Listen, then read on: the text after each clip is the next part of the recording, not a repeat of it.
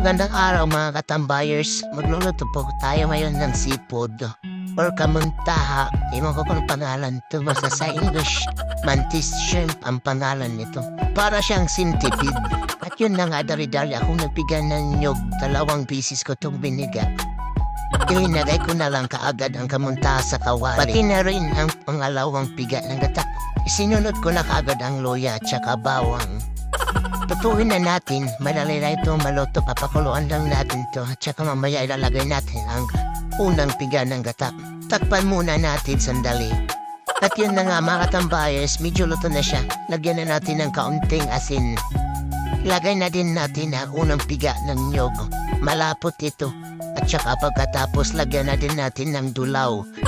Isa din to sa nagpapasarap ng linuto. Mabango po ito. Takpan muna natin at pakuluan. Sandali na lang to, maluluto na to. At yun na po, luto na po siya. Ito ay isa sa pinaka-paborito kong seafoods. Masarap siya at malaman siya. Mamaya ipapakita ko sa inyo kung paano ito balatan. Matigas to, mahirap to balatan. Pero malaman naman at masarap. Kitang-kita nyo, sabaw pa lang napakasarap na. Siguradong mapaparami kayo ng kanin nito. Bawal nga po to sa mga high blood kasi high in cholesterol po ito. Kaya maglaway lang muna kayo mga high blood dyan.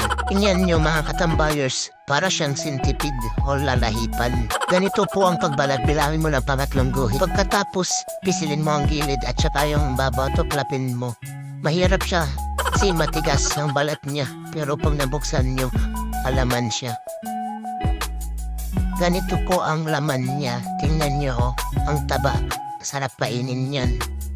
Pasensya na sa kamay ko at ang buyers na pasarap ata ako sa pagkain.